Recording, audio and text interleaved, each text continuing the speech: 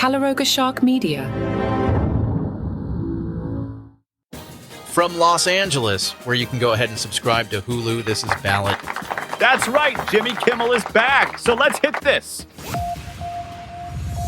I'm Patrick Gutfield, and Jimmy Kimmel returned from his Disney suspension Tuesday night. He struck that perfect tone of, "I'm sorry you were offended," without actually saying he was wrong about anything. The whole mess started when Kimmel made some clumsy remarks about Charlie Kirk's death, connecting the shooting to the MAGA gang, and joking that Trump's reaction was like how a 4-year-old mourns a goldfish. Disney yanked him off the air faster than a parent grabbing the remote during an inappropriate commercial. Tuesday night, Kimmel got choked up saying it was never my intention to make light of the murder of a young man. He made it clear that Trump wasn't going to scare him into submission. "This show is not important," he said. "What is important is that we get to live in a country that allows us to have a show like this." Trump, being Trump, had already posted that Kimmel puts ABC in jeopardy and called him a major illegal campaign contribution. Then he added this gem. "Last time I went after them, they gave me $16 million. This one sounds even more lucrative. That's referring to when Disney settled a defamation case rather than fight it. Trump's basically treating media lawsuits like a side hustle at this point. Kimmel fired back by pointing out that Trump's attacks actually boosted his ratings. "He tried his best to cancel me. Instead, he forced millions of people to watch the show. That backfired bigly." Then came the kicker. He might have to release the Epstein files to distract us from this now. That's a very specific way to change the subject. The show featured Robert De Niro playing the new FCC chairman in a sketch about suppressing free speech. De Niro explained the new pricing structure. "You want to say something nice about the president's beautiful, thick yellow hair? That's free. But if you want to do a joke like, he's so fat he needs 2 seats on the Epstein jet, that's going to cost you a couple of fingers, maybe a tooth."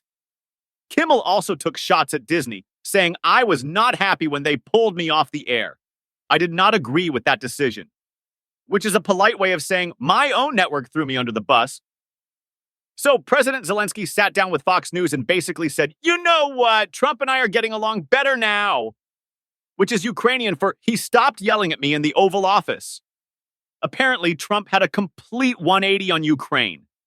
Just last month, he was all for giving Putin some land as a peace offering, kind of like when your neighbor's dog keeps pooping on your lawn, so you just give him half your yard.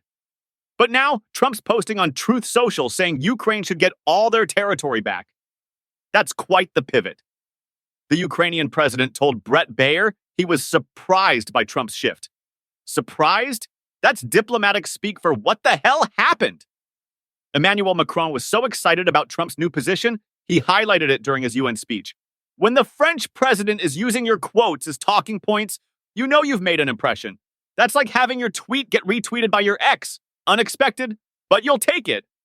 Speaking of Macron, he just redefined diplomatic protocol by calling Trump to complain about New York traffic.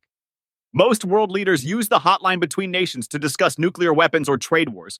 Macron used it to vent about being stuck behind a police barricade. After giving his UN speech Monday night, the French president found himself trapped behind barriers trying to get to his country's mission. Instead of doing what normal people do, which is sit there and suffer in silence or tweet angrily, Macron decided this was the perfect time to ring up the White House. "How are you?" he says into his phone, caught on camera. "Guess what? I'm waiting in the street because everything is frozen for you." That's right. He called the President of the United States to tell him his motorcade was causing traffic problems. That takes a special kind of confidence. But Macron being Macron, he tried to turn his traffic complaint into a Gaza peace negotiation. "I would love this weekend to have a short discussion with Qatar and you on the situation in Gaza." Only the French president could pivot from New York City traffic sucks to "let's solve Middle East peace this weekend."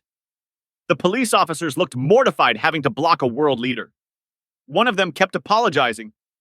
"I'm sorry, President. I'm really sorry. It's just that everything's frozen right now." Macron joked about wanting to negotiate his way through, which is in New York is going to take a well-placed 20. Then Macron really went for it, telling French TV that if Trump wants his Nobel Peace Prize, he needs to stop the war in Gaza. "There is one person who can do something about it, and that is the U.S. president," he said, pointing out that America supplies the weapons being used while France doesn't. It's international diplomacy meets road rage counseling.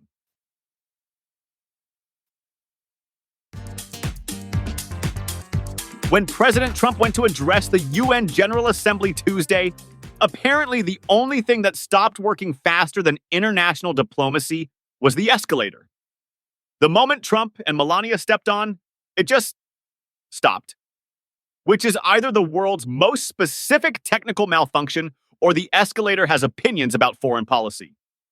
The video is everywhere online. Trump steps on, escalator says, "Nope." And suddenly the leader of the free world is looking around like he's waiting for tech support.